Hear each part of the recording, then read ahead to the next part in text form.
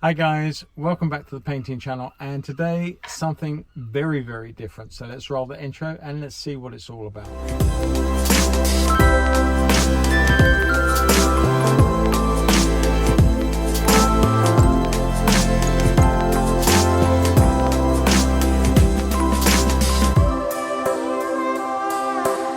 Hi guys, and a warm welcome back. Now, as I said just now, it is something very different today. I'm not in my usual studio position. I'm actually going to introduce you all to Clarabel, or Clara for short. She is a 25-year-old grand lady, a VW T4 auto sleeper pop top.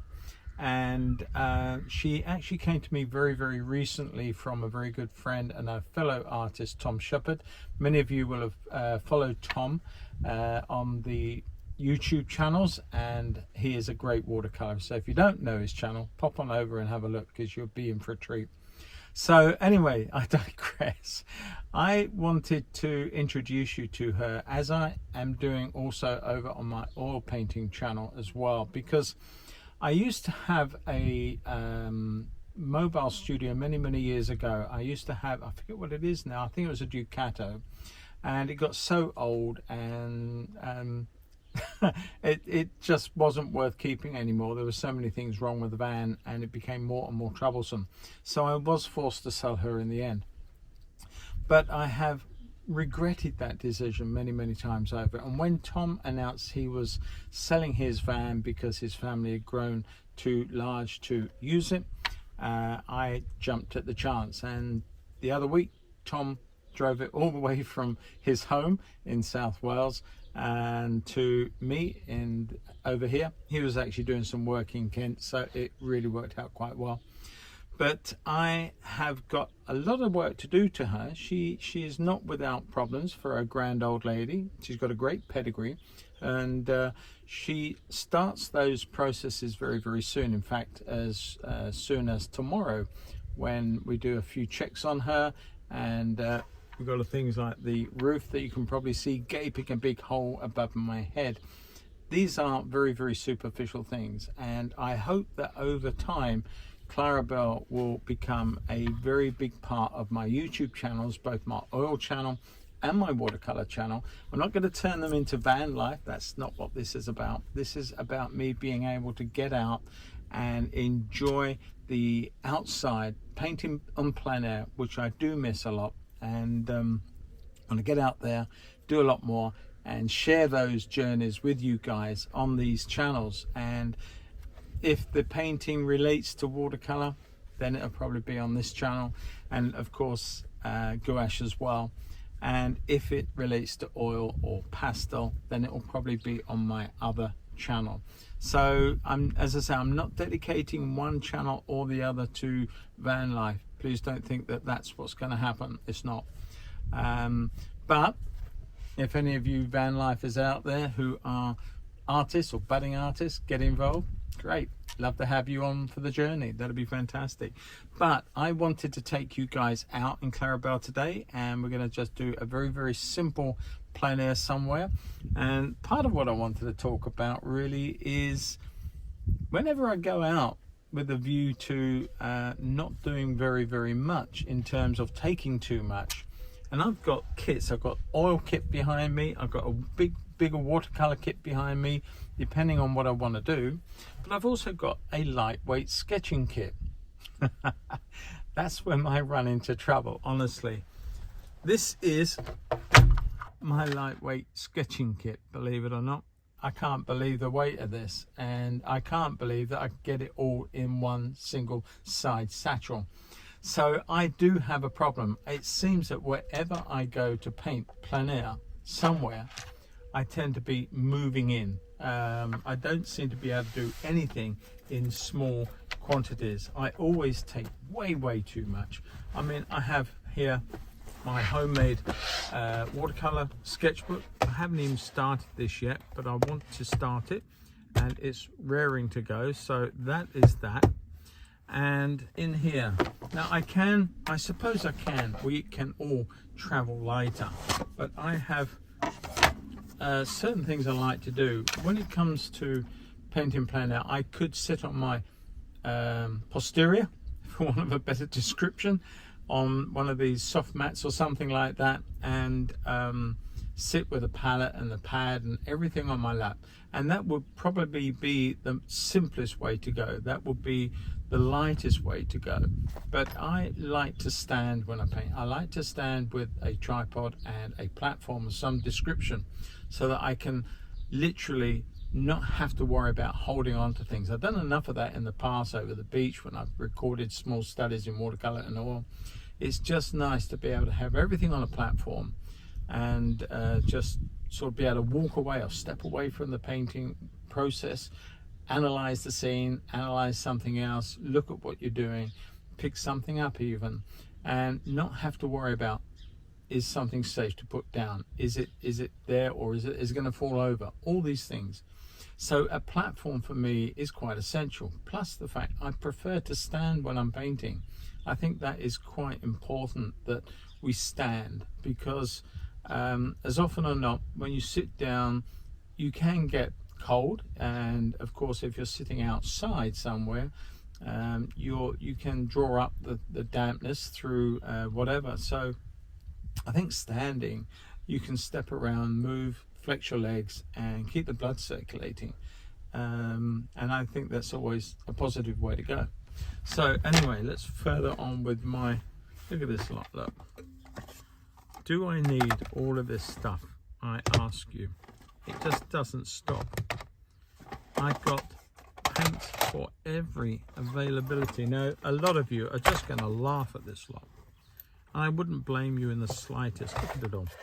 It's amazing that this bag is quite a TARDIS in terms of what it can get in here. So let's just go through a few of these supplies. Now, bearing in mind that I go for every eventuality, and I'm thinking that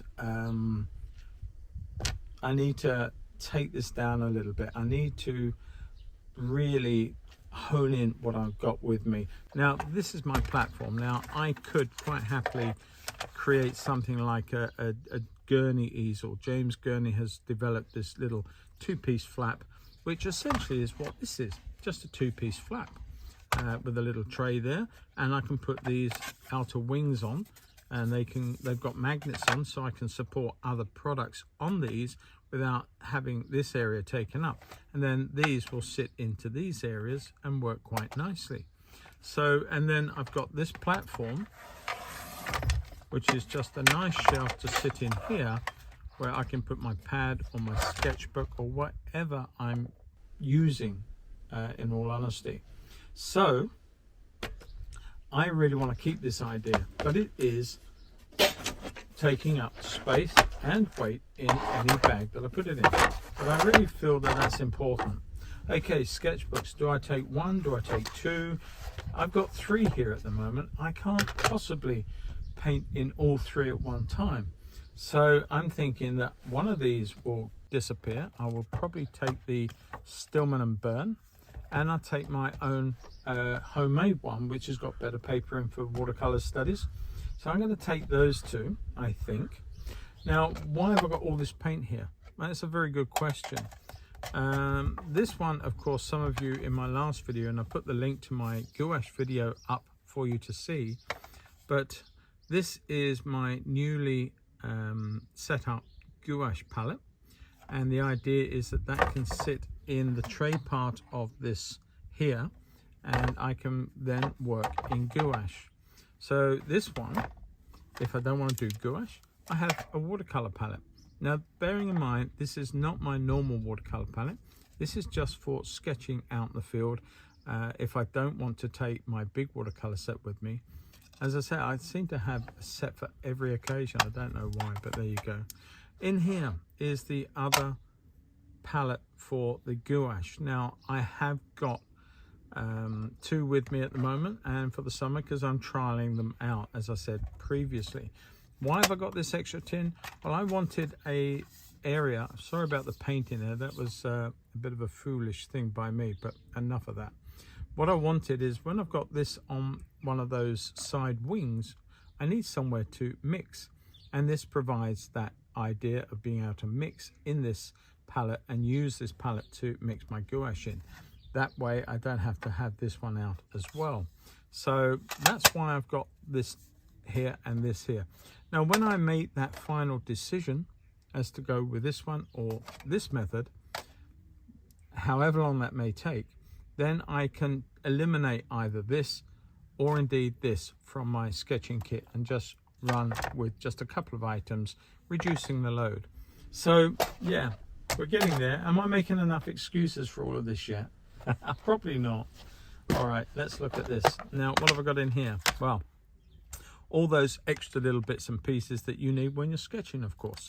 I have got some lovely rosemary travel brushes, and they are for my watercolors alone. This packet here has got some fairly inexpensive, apart from a couple of rosemary's brushes, fairly inexpensive collection of synthetics, and I just bought a few cheap ones just to see how we go, and I probably will replace these with some really nice ones from Rosemary at some point in the very, very near future, just depending on what I think of these things. These are a very cheap set from Winsor & Newton. I don't hold much stock with them, to be fair, but if they work for a little while, that's great. If not, I can give them to the grandchildren and let them enjoy them. So those are my gouache brushes. The reason why I'm not using my watercolors for my gouache painting is quite simply that there are sort of abrasive products in the gouache to my knowledge, and I don't want any of that causing problems with my beautiful rosemary brushes.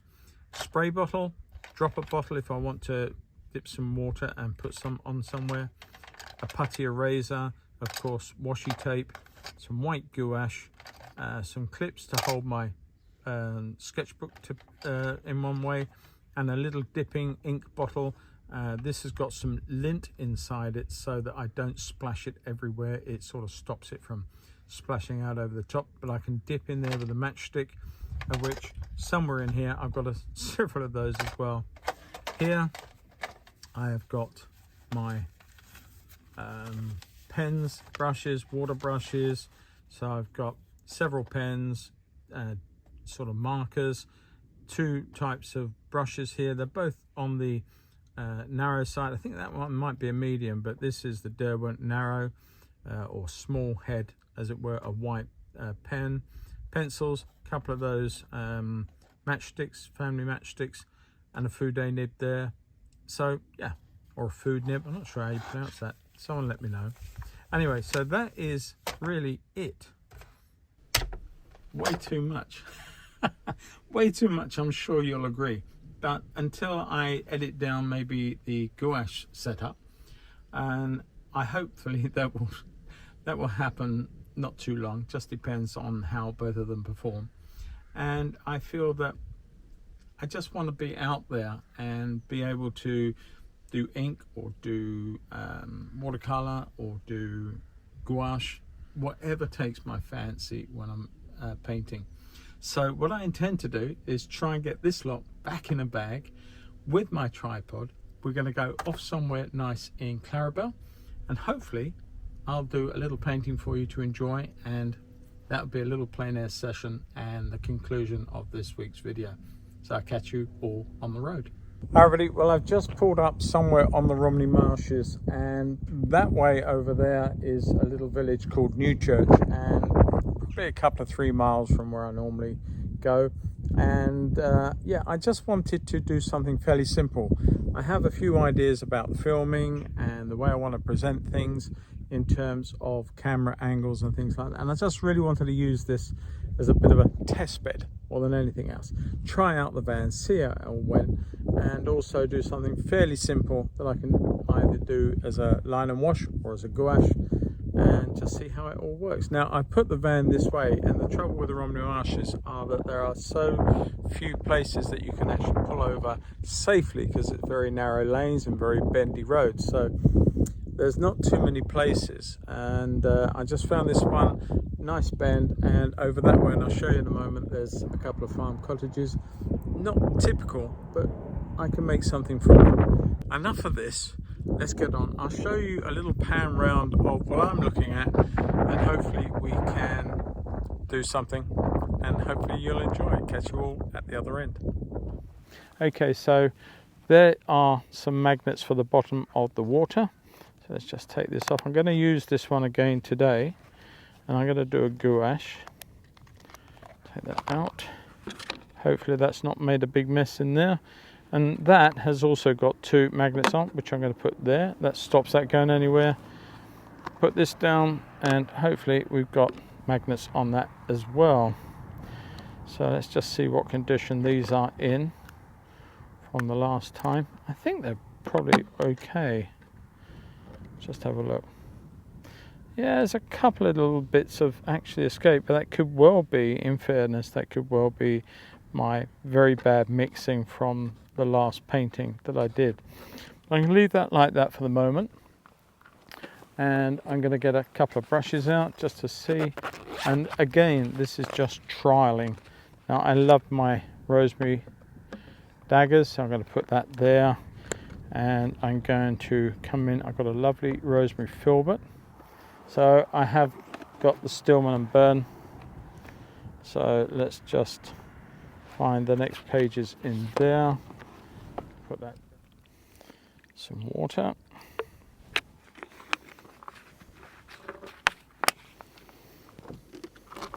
Now, as I'm doing a study in here, it'd be nice to have some tape around it just to give it a nice edge. So I'm going to take that off for a second.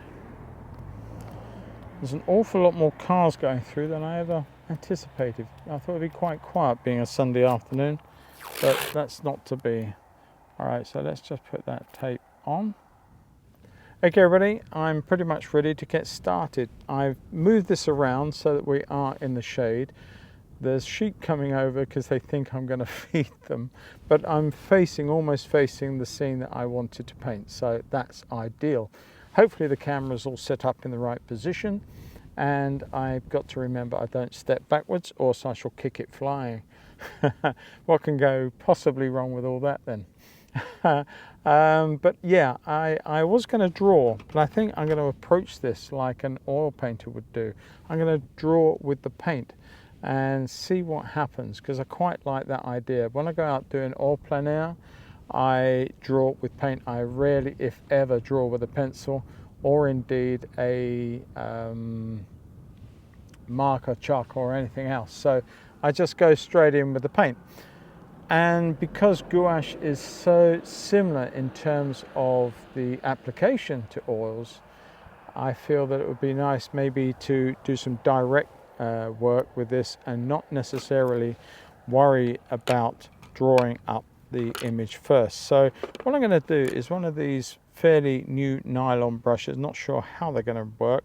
It's a Winsor & Newton, but it's a round number 3, and it comes in a very cheap set. But I felt that I would just try that out and see how it worked out. So let's uncover my gouache, and I want to put in a little bit of white down here, a little bit of fresh white, so I've got that ready for when I need it. Probably add to that in a moment, but I'm just going to wet this brush and let's just start seeing what happens. So I can't remember all my colours. I'm going to use a little bit of black in there. It's way too much for what I need. A little bit of red, light red or burnt sienna into that, just to warm it up a little bit. And I'm just going to draw, and I want to put in quite a bit of the foreground because the sky is pretty bland, but I'm going to probably add to that sky. So let's come in here with a line through here. In fact, if you're not too sure, and it is quite a distance to cover, let's just put in a very faint mark. Look how, oh dear. I do need to get a mole stick out here because that is all over the shop. But I can straighten that out. It's not a big deal. It's nothing to worry about, he says. But I'm just going to paint in. This is, as I say, this is my approach if I were an oil painter. So what I want to do now is put in the idea of the buildings, and I'm going to put them over to one side. So I'm going to put in the barn or some sort of shed affair on this one.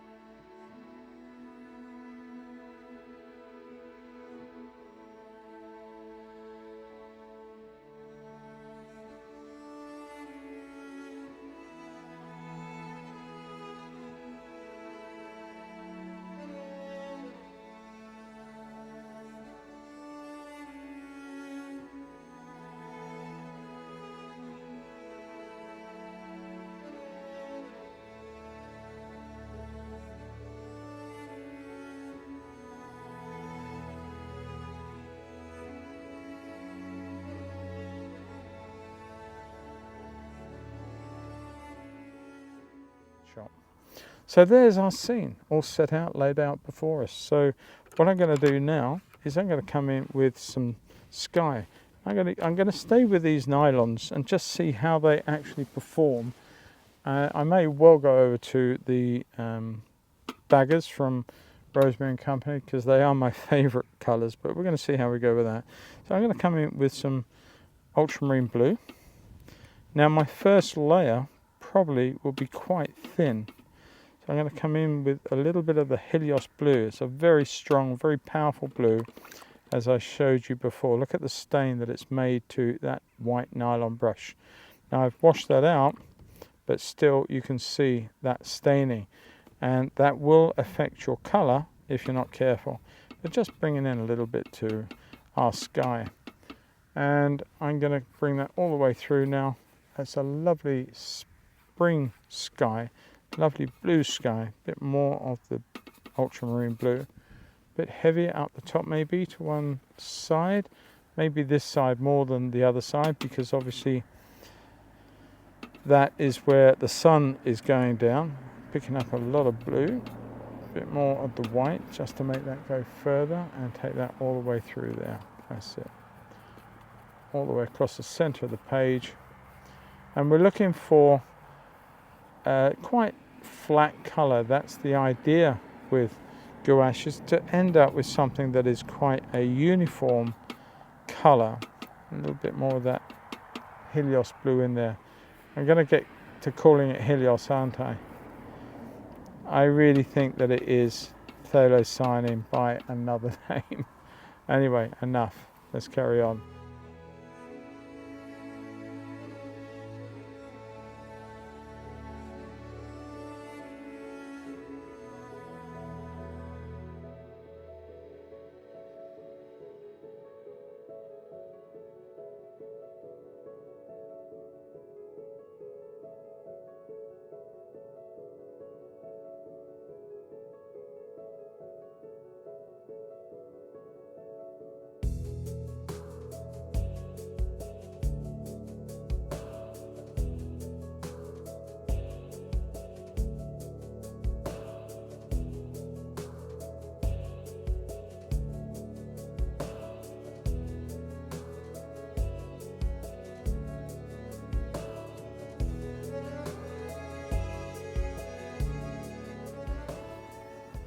Now I am mixing with the colours underneath, as you can see, and in theory you can do that, but if you really want to hold painting or paint on top, then you should allow that to dry off more significantly than I've allowed, or I'm working. I probably am working a bit like an oil painter still, because the tendency is to keep at it, keep working it. But one shouldn't. Maybe one should just follow the rules and wait for it to dry up a little bit more. But I just want to get in here and blend out some of that strong yellow that I think was just a slight mistake to begin with. I want to come in with a bit of that blue, so I've got to wash this out because there's quite a bit of yellow on there, and I want it overtly green. So I'm going to bring in a little bit of that pink colour, that little bit of magenta into that, just to bring that down through to the top of the downs that are running through the back there. And those marks will affect all the marks underneath. So I'm going to leave that to dry, be patient, and then come back in. So what I'm going to do now is use some of these yellows up, and I'm going to mix into that some of my ultramarine blue to make a nice field green colour through here. Let's just get in. It's very, very fresh grass.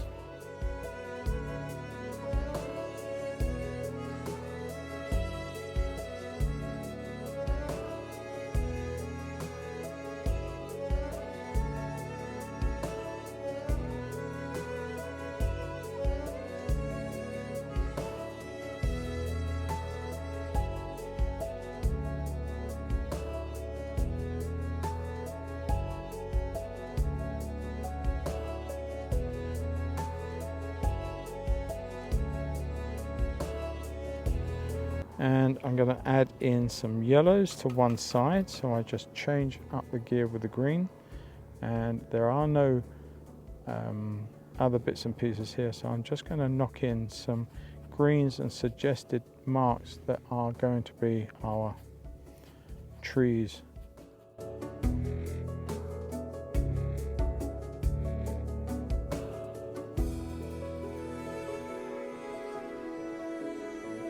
Just going to come through the back there with what I think should be for the line of trees up the back there.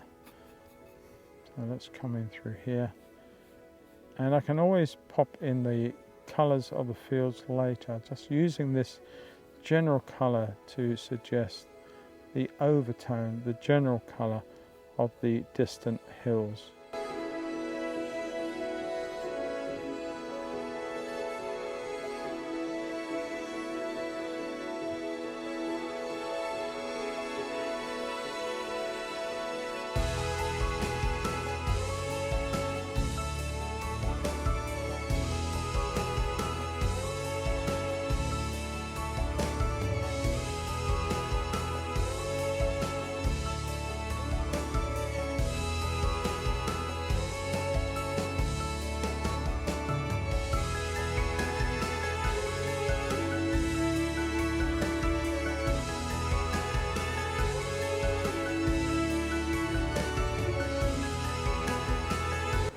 Okay, so this will be quite useful, I think, this small brush, not too small, I don't need to go too small, but just tapping in a few rounder marks than the jagged edge of the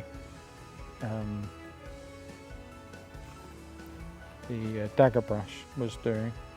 A few extra lights, a few light parts to some of the buildings up through the back there.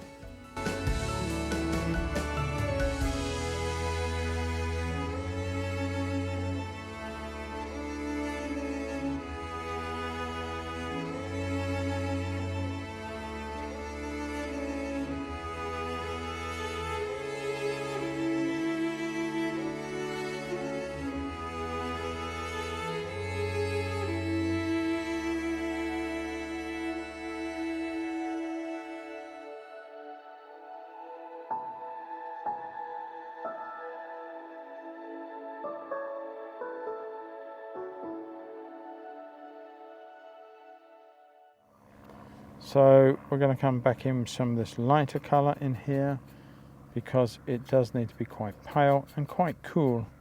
You know, you think it's a bright white, but it's not. This is the end gable of this property, so I'm going to come in almost like a duck egg blue in a way. But by doing this like this now, it allows me to come back in with some white, pure whites or yellow whites, just to give a highlight or two where I need them. So I'm sort of painting the end walls, as it were, to the property.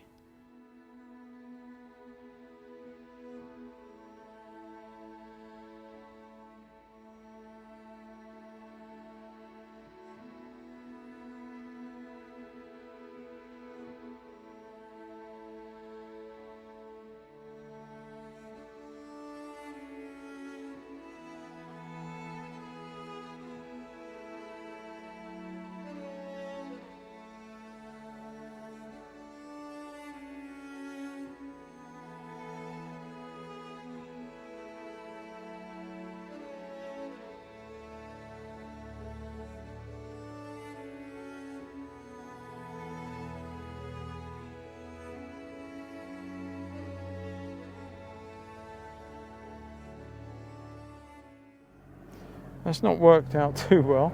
I'll have to come back into that. There is needing some more contrast. The whole of that building, in my opinion, is lacking in contrast, and I feel that I need to wait for that to dry before I can actually address that. So let's come out of here. Let's go back to our lovely dagger, working with colour that is drying up very, very fast all the time. It's not staying wet too long. Alright, so I'm going to come in and mix some of that into it, make a bit of a grungy colour into some of these tree forms here.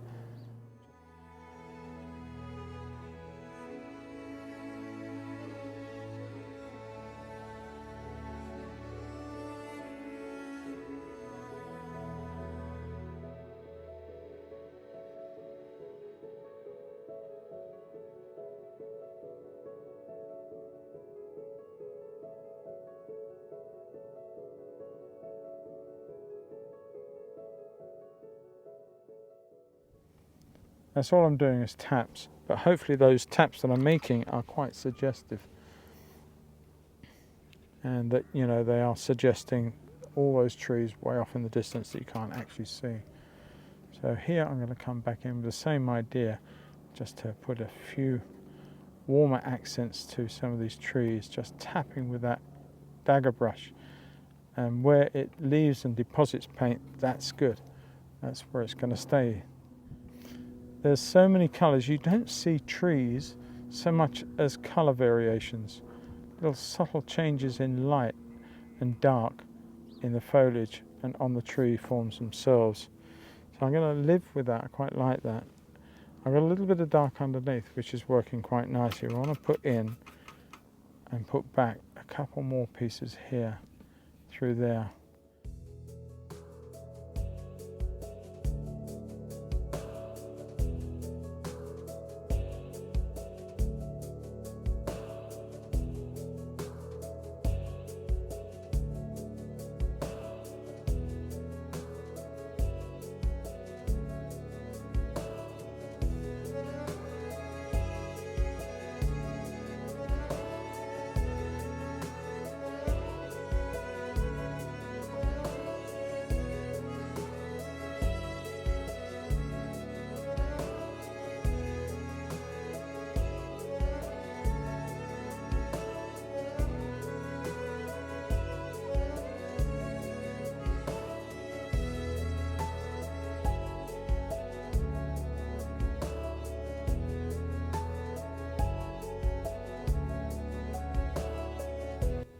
We'll let that dry up and we can put the eave shadow underneath that.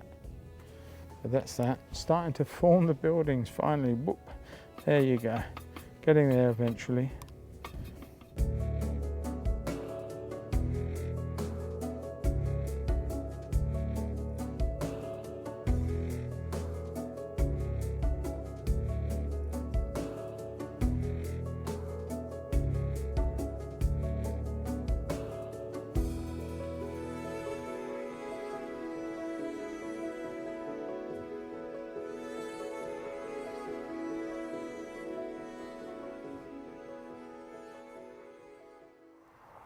Right, okay, so where are we now and what have we got left? Well, I think we have got to just fill in a few holes at the moment.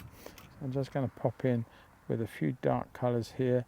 I don't know what's going on over there, but to me they are just little suggestions of things over there. I'm going to bring that as the end gable wall there. I'm going to put a little bit of light to that.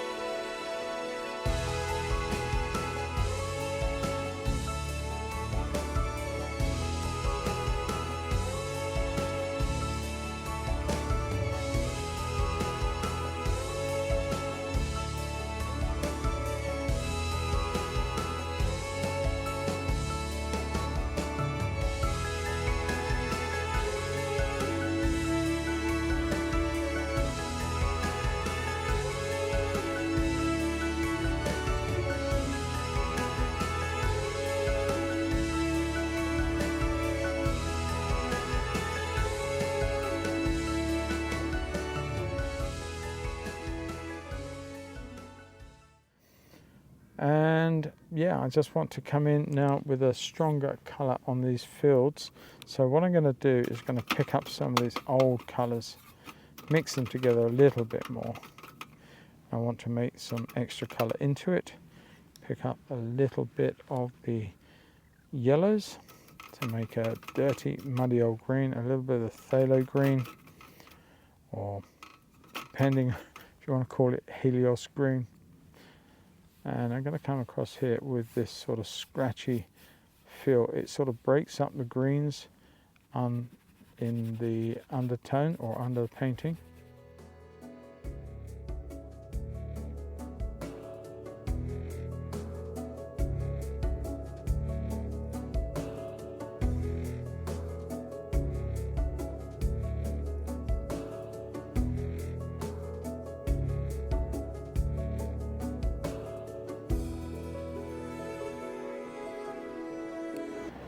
So I'm going to come back in, I'm going to mix up some cobalt blue.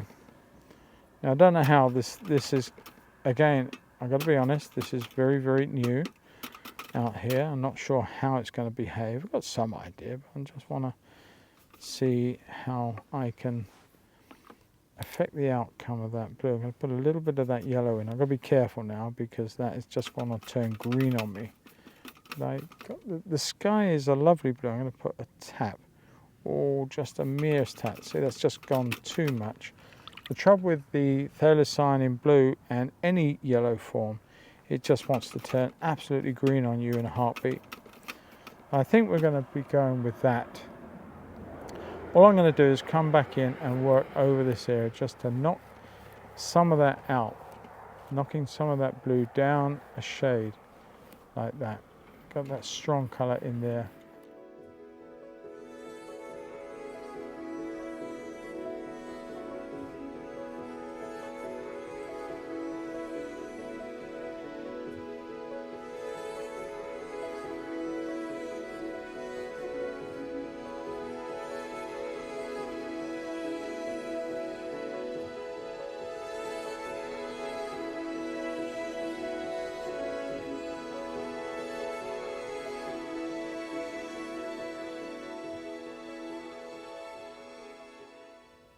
And leave that alone now. Okay, so I've changed it, but I must have changed this blue. I know I have, but it still to me looks a little too blue, but I'm going to leave it now.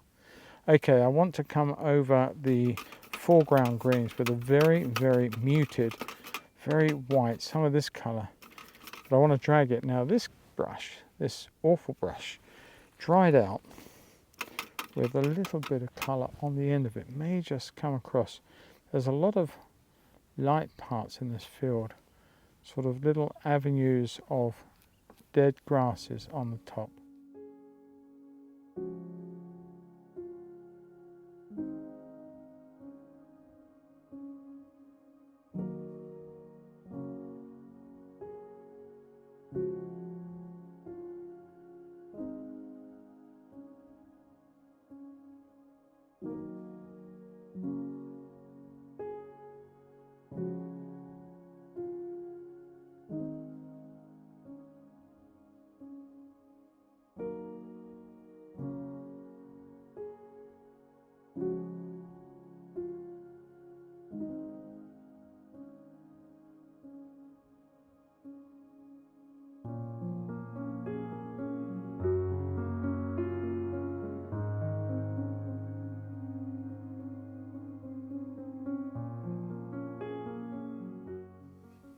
A few tufts of grass suggested with the brush in the foreground here, just to break up what we're seeing, and suggesting of the marsh, of course, with some of the tuffets of grass, coochie grass, I don't know what the reedy grass is, whatever it is, it just looks more marsh-like like this. So just tap in a few marks.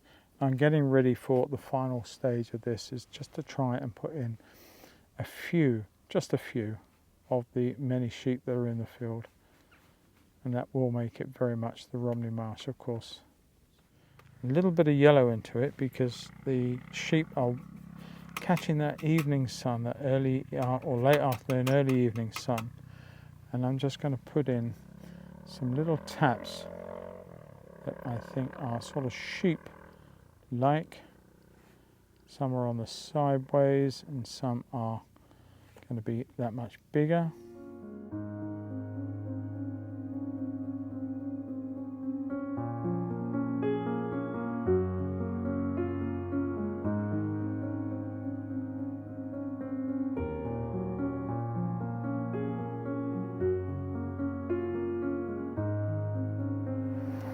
Okay, so we've got quite a few sheep in the field now. While they're drying, I'm going to come back in with some of these dark colours. I don't want to make them black, so I'm just going to make them a very deep magenta, maybe a little bit of that green in there, just make them a darkish, grungy colour. I'm just going to put in a few crow. We've got a lot of activity on this side, so let's just put a few birds over on here, flying around.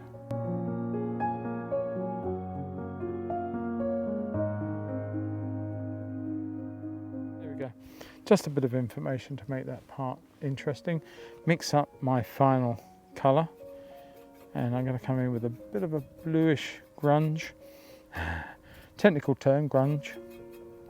Let's just put in just some subtle colours to suggest that we've got a bit of, maybe test one or two, a bit stronger than that, I think. A bit more blue. Quite like the way that ultramarine blue works, especially as a grey with that light red, working very, very well. Okay, I think we've got a colour that's better.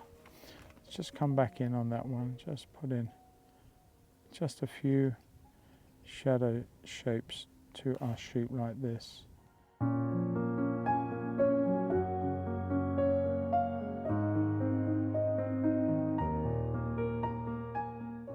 Sorted. Okay, I think we're done.